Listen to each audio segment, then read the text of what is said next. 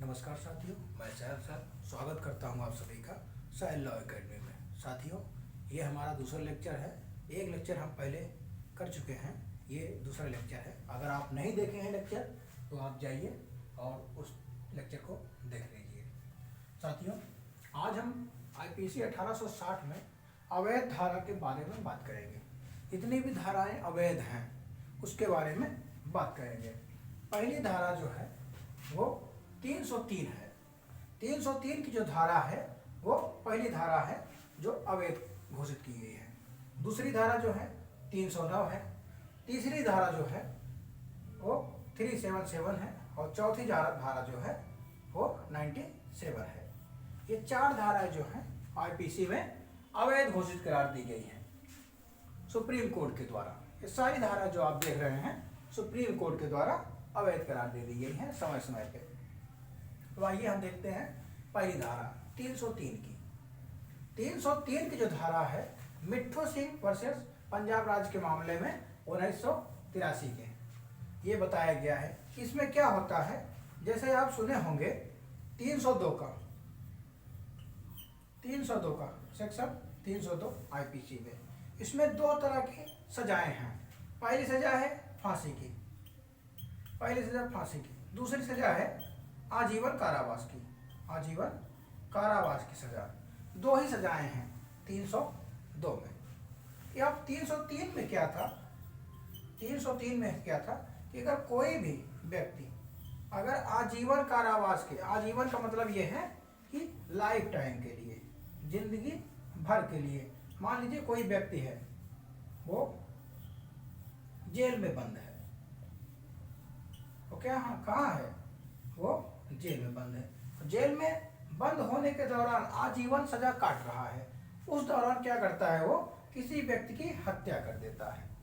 किसी व्यक्ति की जब हत्या कर दे रहा है तो अब उसे क्या हो रही है, सिर्फ और सिर्फ फांसी की सजा हो रही है। 302 में क्या हो रहा है कि दो सजाएं मिल रही हैं, दो मिल रही हैं।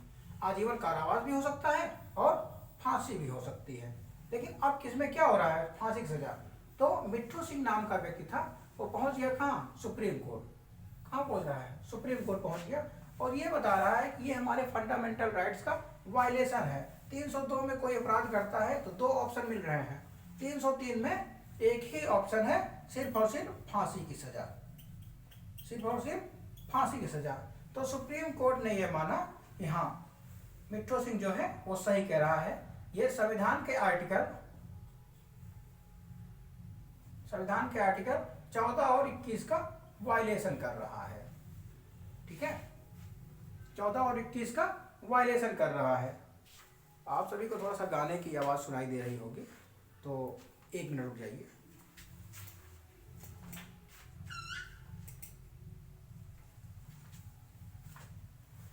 अब हो सकता है कुछ कम आवाज़ आ रही हो, तो बाहर आवाज़ आ रही है।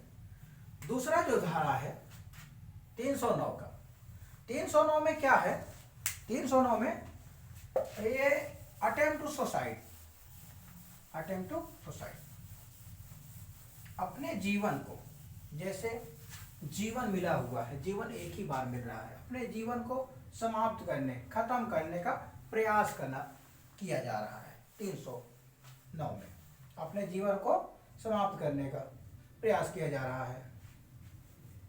मान लीजिए कोई व्यक्ति, ये रेलवे की लाइन बनी हुई है, ये रेलवे की लाइन बनी हुई है, यहाँ पे खड़ा होके अब कह रहा है कि हम आज गाड़ी के नीचे कूद जाएंगे और मर जाएंगे।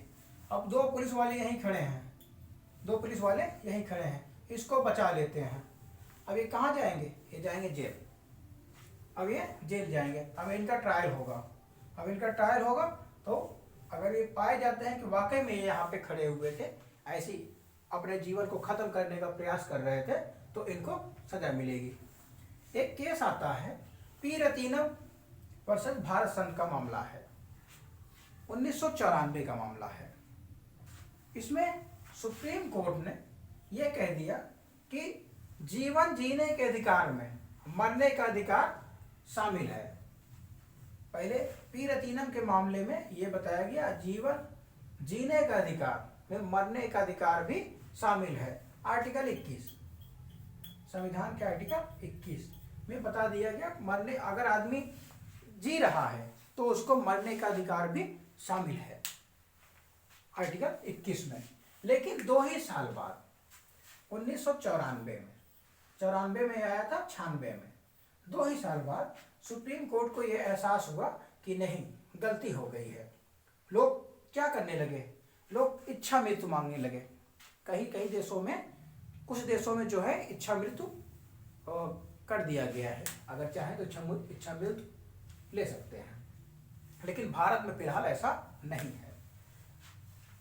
96 में एक केस आता है ज्ञान कौर का, ज्ञान कौर वर्सेस पंजाब राज्य के मामले में सुप्रीम कोर्ट ने यह कह दिया कि जीवन जीने के अधिकार में मरने का अधिकार शामिल नहीं है। शामिल नहीं है, है नहीं, क्या है शामिल? इसमें कह दिया मरने का अधिकार है, लेकिन इसमें क्या बता रहे हैं, ज्ञान कौर के मामले में जीवन जीने का अधिकार, मरने का अधिकार शामिल नहीं है। उसी के बाद मामला सही हो गया है। एक और केस आता है common cause register. Common cause register में यह बताया गया कुछ मामलों में जीवन जीने के अधिकार में मरने का अधिकार शामिल हो सकता है, लेकिन कुछ कंडीशन होती है। उसके लिए एक कमीशन बनता है, एक आयोग बनता है, उसमें डॉक्टरों की टीम होती है। डॉक्टरों की टीम क्या करेगी, जांच करेगी, चेकअप करेगा, बराबर चेकअप होगा कि वाकई में जो है व्यक्ति इच्छा मृत्यु पाने का योग्य है कि नहीं है। मान लीजिए कोई ऐसा व्यक्ति है, उसका पूरा अंग जो है, शरीर का पूरा अंग या फेफड़ा जो है वो पूरा गल चुका है, अब वो इतने दर्द में है, तड़प रहा है। अब उसको क्या चाहिए कि अब डॉक्टर बता चुके हैं कि ये बचेंगे नहीं, ज़्यादा दिन तक ये चल नहीं पाएंगे, क्योंकि 2-3 दिन में ये मर ही जाएंगे, लेकिन इतना दर्द हो रहा है व्यक्ति को, क्या करे, अब कोई ऑप्शन नहीं है। तो इसमें जो है कॉमन काज रजिस्टर में ये बता दिया गया कुछ मामलों में इच्छा मृत्यु दी जा सकती है, और नहीं तो इच्छा मृत्यु नहीं है, अपने जीवन को समाप्त करने का अधिकार नहीं है। ठीक है, मिट्टू सिंह का हो गया है। ये आर्टिकल 14 और 21 का वायलेशन कर रहा था मिट्टू सिंह के मामले में।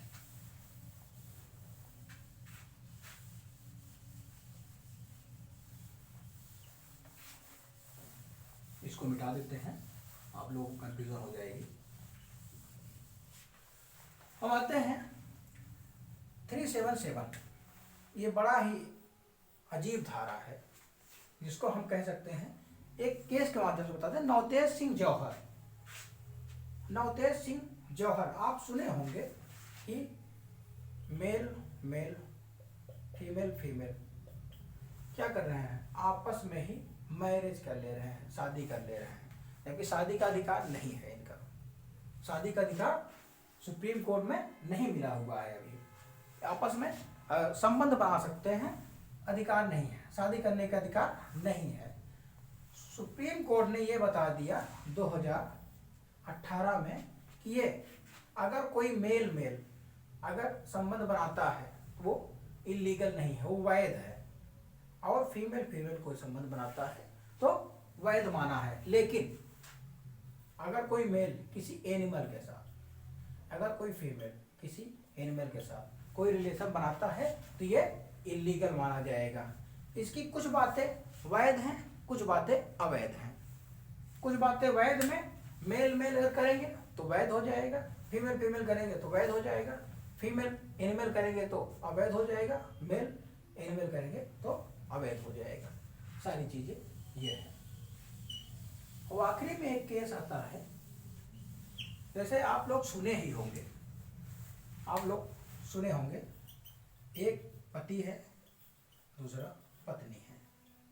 पत्नी जी हैं, इनका थोड़ा सा बाल बना दिया जाए, पत्नियों को बाल से बहुत प्रेम होता है। तो ये पति जी हैं, पति जी हैं, और बीच में एक और आदमी आ जाता है, इसको हम लोग बोलते हैं पति पत्नी, और वो का जो रिलेशन है इनके साथ हो जाता है। इसका नाम है नवतेज सिंह जौहर। ये एक NRI था, और इनकी सहमति नहीं है, ये दोनों सहमत हैं, आपस में सहमत हैं और रिलेशन बना लेते हैं। इनकी सहमति नहीं है, विक्टिम कौन हो गया, पीड़ित कौन हो गया, पीड़ित ये हो गए, इन्होंने केस कर दिया इसके खिलाफ, वो के खिलाफ, जोसेफ साइन के खिलाफ। तो जोसेफ साइन को जब ट्रायल हुआ, ये सुप्रीम कोर्ट पहुंच गया और उसने ये क्या बताया कि जितने हम दोषी हैं, जितने हम दोषी हैं उतने ही इनकी पत्नी भी दोषी है। हमको सजा मिल रही है, पत्नी को सजा नहीं मिल रही है। ये हमारे फंडामेंटल राइट्स का वायलेशन हो रहा है। ये क्या हो रहा है, हमारे फंडामेंटल राइट्स का वायलेशन हो रहा है। दोनों की सहमति है, दोनों की सहमति है इसमें, एक की सहमति नहीं करिएगा, दोनों की सहमति होनी चाहिए तभी हो पाएगा मामला। तो सुप्रीम कोर्ट ने यह माना, उस समय जो थे सीजीआई दीपक मिश्रा जी थे, दीपक मिश्रा जी थे। तो उन्होंने ये कह दिया कि पत्नी जो है, पति की प्रॉपर्टी, संपत्ति नहीं है, पति की क्या है, प्रॉपर्टी नहीं है। जोसेफ साइन के मामले में सुप्रीम कोर्ट ने ये बता दिया। ये अभी 2018 का ही मामला है, बहुत लगभग 5 साल हो गए हैं, 2018 का ही मामला है, लेटेस्ट मामला है। इसमें अगर कोई पत्नी किसी के साथ रिलेशन बना लेती है तो उसको जो है, अगर पति अब कुछ नहीं कर सकता है, पति क्या करेगा, लेकिन पति को तलाक का अधिकार है, क्या करेगा वो, इससे तलाक ले सकता है पत्नी से, लेकिन और उसमें कुछ कर नहीं सकता है। साथियों, इसी के साथ जो अवैध धाराएं थी वो समाप्त हो गई हैं और ऐसी तरह आप सभी को वीडियो मिलता रहेगा।